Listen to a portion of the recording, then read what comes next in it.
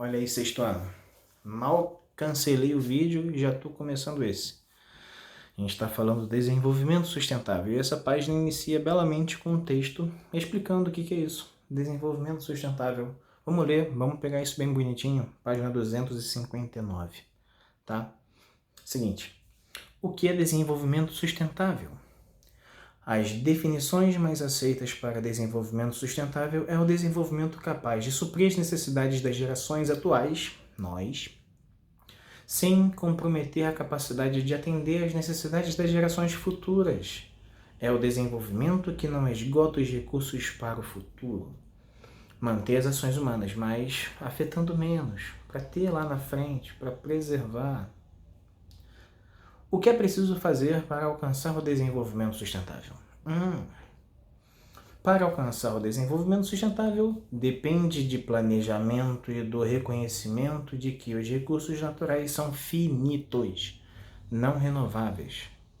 Se você usar uma coisa que não se renova e ela acaba com o uso, uma hora ela vai acabar. E aí eu sempre me pergunto nisso. Nossa sociedade pensa muito, usa muito petróleo. Petróleo é um elemento que vai acabar.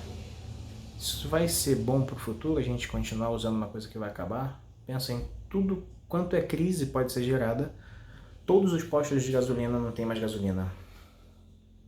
Ferrou? Não é? Ah, carro elétrico, professor. Tá começando. Quem tem carro elétrico aí? Não vale carrinho de controle remoto, pô. Automóvel, veículo, boladão elétrico. Tem muito pouco ainda. Então a gente precisa acelerar nisso. Os modelos de desenvolvimento dos países industrializados devem ser seguidos. Os modelos de desenvolvimento dos países industrializados, países que têm muitas fábricas, queimam combustível, usam matéria-prima. Será que isso é muito sustentável? Vamos ler. O desenvolvimento econômico é vital para os países mais pobres, mas o caminho a seguir não pode ser o mesmo adotado pelos países industrializados. Mesmo porque não seria possível. Caso as sociedades do hemisfério sul copiassem os padrões das sociedades do norte, a quantidade de combustíveis fósseis consumidas atualmente aumentaria 10 vezes e os recursos minerais em 200 vezes. Os países do hemisfério norte, como Estados Unidos, a Europa, Japão, consomem muito. É disso que ele está falando. O hemisfério sul, a África, a América do Sul, partes da Oceania, o consumo e desenvolvimento do país é muito menor. Né? Ao invés de aumentar os níveis de consumo dos países em desenvolvimento, é preciso reduzir os níveis observados nos países industrializados. Então, se os caras consumirem menos e a gente um pouquinho mais, vai dar uma equilibrada? Mas será que eles vão aceitar isso? Os crescimentos econômicos e populacional nas últimas décadas têm sido marcados por disparidades, por diferenças. Ou seja, eles crescem mais do que a gente. Último parágrafo.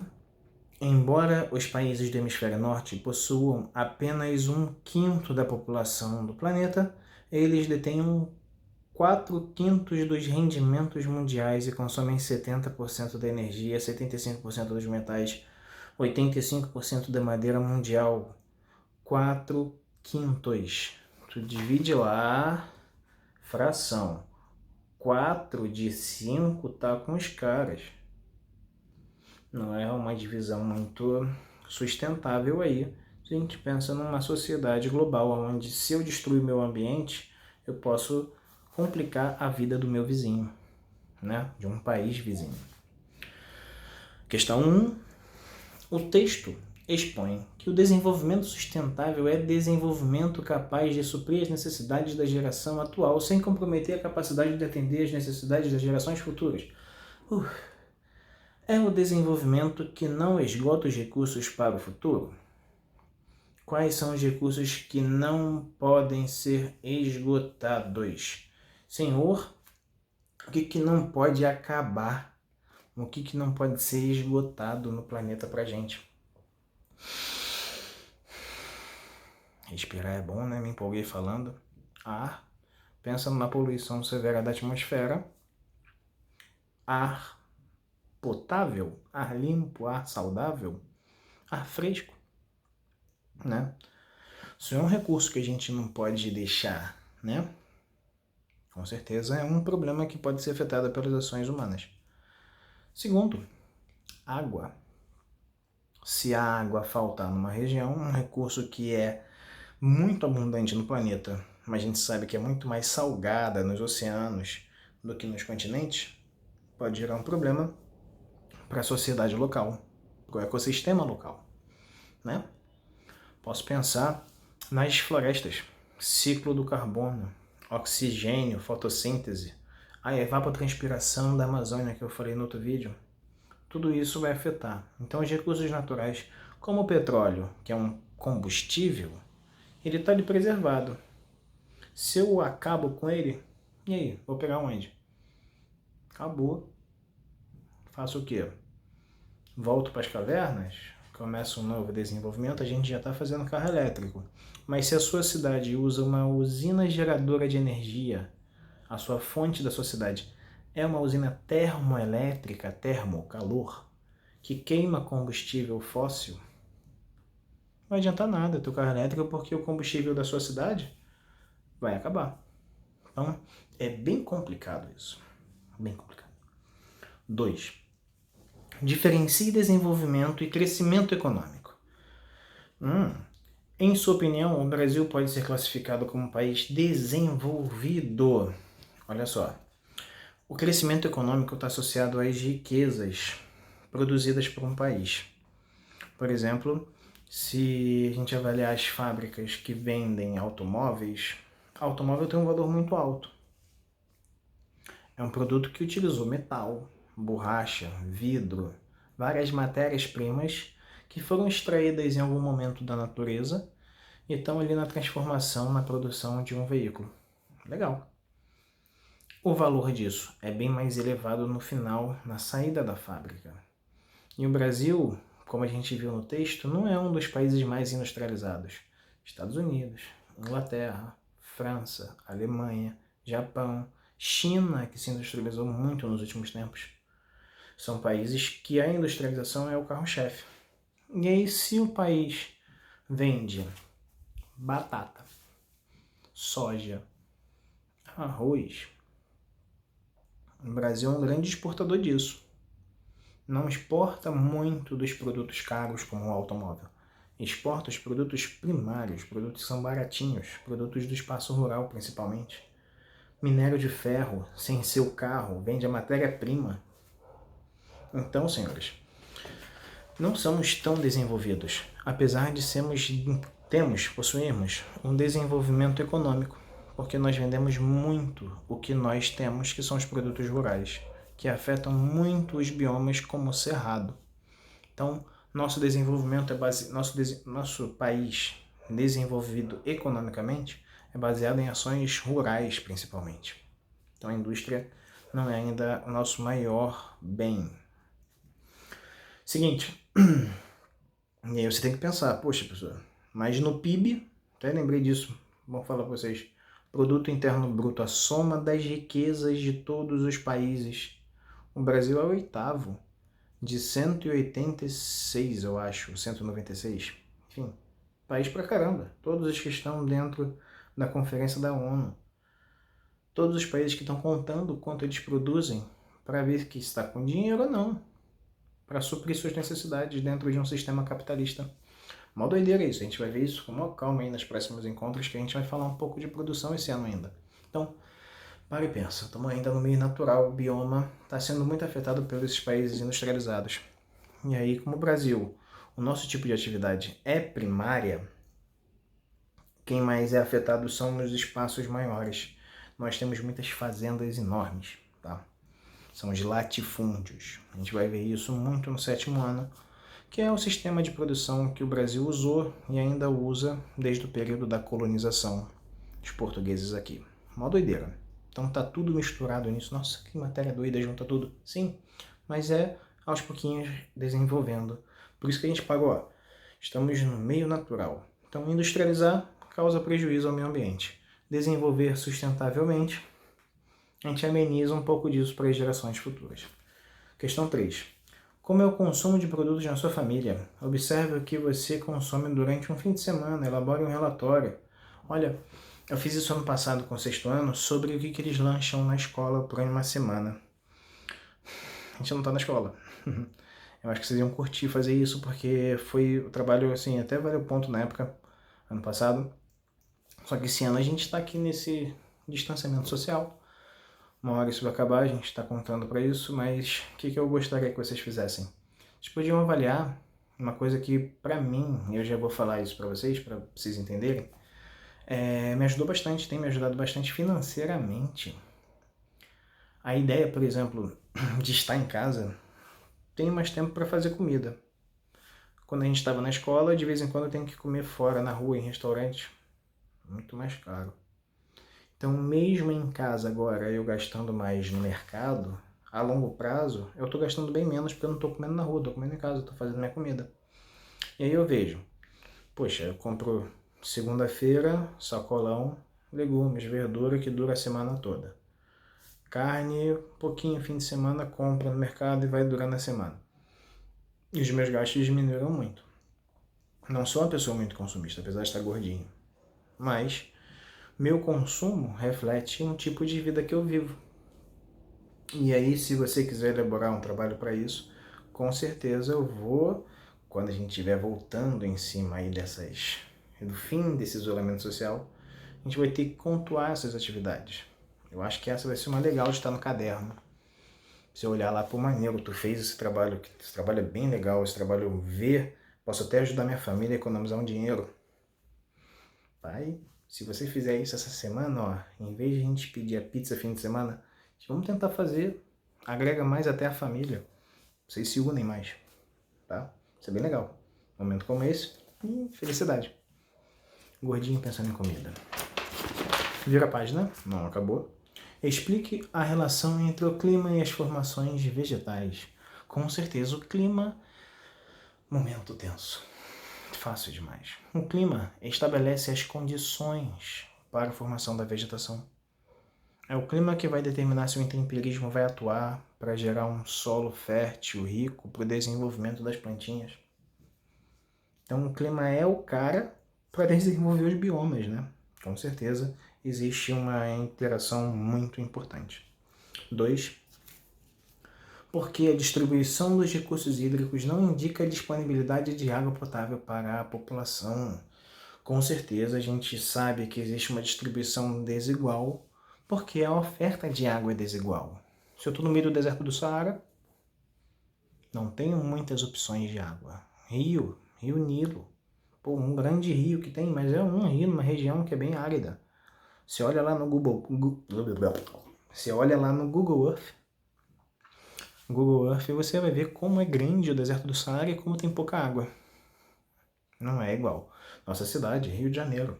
Vários momentos nós encontramos problemas com água. Ah, conheço minha rua aqui atrás, está com falta d'água. Essa semana teve TD, acho que com vocês, que estava um bagulhão, trocando os canos. Eu fiquei 2 dias sem água. Então, não é igual. Com certeza, a oferta da água, dependendo do governo, dependendo da paisagem, do bioma, vai ser bem diferenciada. 3. Indique as etapas do ciclo hidrológico na ilustração. Olha, tem a letra A, B, C e D. A. Evaporação. Evaporação. Olha que óbvio. Está saindo a linha do mar indo para a nuvem. B. Condensação. A formação das nuvens. O agregado das moléculas, das pontinhas de H2O, de água, formando nuvenzinha. Adoro nuvem. C. Olha que o C está embaixo. O C está nas árvores, saindo, indo para a atmosfera. Pode ser a transpiração, a evapotranspiração, tá? Evapotranspiração. E D, caindo. Precipitação. A gente tem a chuva molhada, líquida, granizo e neve. Não se esqueça, ainda tem o orvalho, que é um outro tipo, mas são as maneiras que a água volta para a superfície. E ainda vai ter o tipo de chuva convectiva, que é a chuva de verão, a orográfica, que é a do relevo, e a frontal, que é da frente fria. A gente falou disso alguns vídeos atrás, hein? Volta lá se não lembra disso. Olha a matéria voltando. E, letra E ali embaixo, infiltração, quando a água entra no solo. Em cima tem um riozinho, um F, escoamento superficial. Escoamento superficial. E o G, aquela água lá embaixo do solo, lençol freático, tá? Então, não peguei. Pausa, volta um pouquinho e ouve de novo. Vai pegando letra por letra, ó, de novo. A, evaporação. B, condensação. C, transpiração. D, precipitação.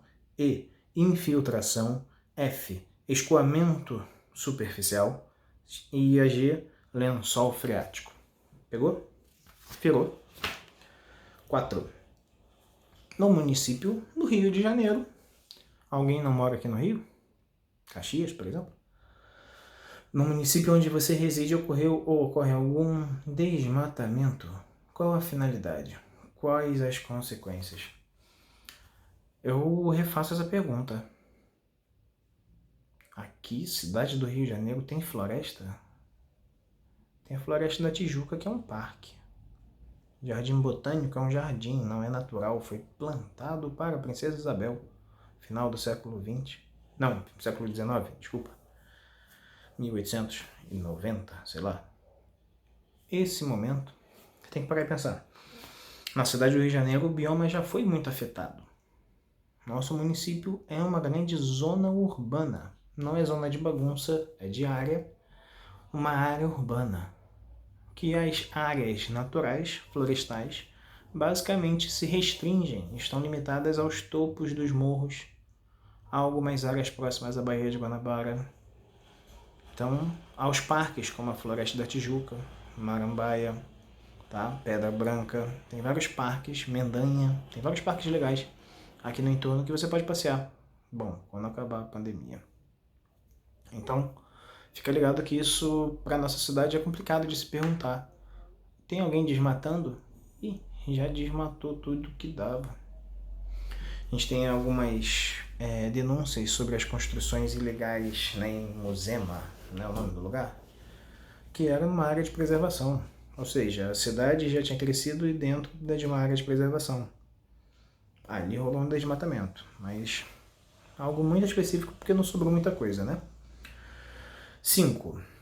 Em relação aos recursos hídricos, responda. Passa algum rio na sua cidade? A gente mora na cidade do Rio de Janeiro. Qual é o nome dele? A gente tem vários rios. Eu cresci na Penha, num dos rios que passa pelo bairro da Penha, chamado Rio Gruçaí. É um riozinho natural, mas que foi canalizado. Hoje a gente chama de valão. Tanto esgoto clandestino. Rio Maracanã, a galera que gosta de ver jogo no Maracanã passa um rio na frente. Às vezes tu andando lá para chegar na entrada, tu passa por ele e tu vê. Aquele rio, que é um valão, cheio de esgoto clandestino, não tem nada de limpo ali de rio natural, já foi. Era navegável. Então nós desmatamos a Floresta da Tijuca, tiramos bastante área para plantar café, isso no século XIX. E hoje o rio Maracanã perdeu muito do que ele tinha, porque a floresta que alimenta esse rio, que ajuda a infiltrar água para o solo, para sair no rio, foi bem desmatada. E hoje é um valãozinho. Então, perto da sua cidade, da sua casa aí, deve ter um riozinho também. A gente tem muito rio nessa região. Tá? A água abastece a sua cidade captada nesse rio? Não, não é. Já pode botar, não. Ou vem de outro rio que fica em outro lugar. Aqui é o Rio Guandu. A gente teve o problema da SEDAI começo do ano da água de barro, né? Aquele gosto esquisito. Não dava nem para beber água na escola, tava esquisitaço. Tinha que levar, comprar água mineral. Esse rio tá pelo menos no da Penha, eu jogo uns 45 a 50 quilômetros na direção noroeste, indo na direção de Seropédica. Um município um pouco afastado, tá? Seropédica. Esse rio está sendo captado lá, é tratado e é distribuído por uma rede de manilhas, de canas, que passa na sua casa. Tá? Então é bastante trabalhoso isso. Como é a qualidade da água desse rio? Não queira ver. Rio Guandu é nojento, também não é limpinho. A água é tratada. A cidade tem uma estação de tratamento gigantesca, uma das melhores na América Latina, por sinal, já ganhou vários prêmios, mas que tem problemas. Principalmente porque o rio que ela capta água é muito sujo. Se você olhar o Rio Guandu, botar num copo e a água que chega na sua casa, a cidade até que está de parabéns, porque eu daria aquele rio como rio morto, nojento. Tem muitas comunidades na beira do rio que jogam esgoto in natura. Então, água com cocô. Desculpa falar isso, mas é isso. Mas é tratada, tá? Sabe que o ciclo hidrológico e os produtos químicos retiram todas as impurezas, tá? Menos uma, que é o lixo nuclear. Então lá em Chernobyl a galera tem problema. Aqui não tem isso. Ainda. Senhores, se a água for ruim, quais são as principais causas? Já falei, né? Esgoto. Muito esgoto, muitas fábricas na beira do rio Guandu, que é um rio bem extenso, é um rio bem grande, e que também desaguam, despejam dejetos. Qual foi a emissora? Acho que foi a Rede Globo. Quando começou o problema com a SEDAI, fez uma série de reportagem, que eles sempre fazem isso para ganhar algum prêmio de jornalismo. E até que ganharam, porque mostrou da foz até onde capta a água. Os caras foram navegando dentro do Rio Guandu. É um rio até que é bonitinho, mas as águas estão muito afetadas. Uma pena. A sua cidade já enfrentou racionamento de água? Olha, vocês não devem lembrar, vocês são novinhos, mas no começo dos anos 2000 nós tivemos um racionamento muito em São Paulo e no Rio de Janeiro um pouco também, tá? A água não era liberada o dia inteiro pra gente, ela era liberada só uma parte do dia, beleza? Por quê? Porque o Rio Guandu e os mananciais estavam com menos água seca. Há algum rio no seu município que é utilizado para recreação, lazer? Qual rio? Quais são as atividades que podem ser praticadas? Pô, gente, tem vários parques, como Floresta da Tijuca, tem um monte de riozinho. Eu gosto muito de uma região chamada Teresópolis, que tem o Parque Nacional da Serra dos Órgãos. É um pouquinho afastado, é 1 hora, mas tem inúmeros rios para você nadar lá, de cachoeiras, mas a galera tem que tomar muito cuidado por causa daquela cabeça d'água. Quando chove na serra, o rio sobe repentinamente. Mas isso é papo para outro vídeo, porque esse aqui tá bem grandão, tá? Exercícios finalizados. Apostila basicamente também. A gente tá indo no último exercício, né? O último exercício, então apostila 2 matou. Semana que vem a gente vai fazer uma revisão e no Tira Dúvidas aí a gente conversa um pouco melhor. Valeu!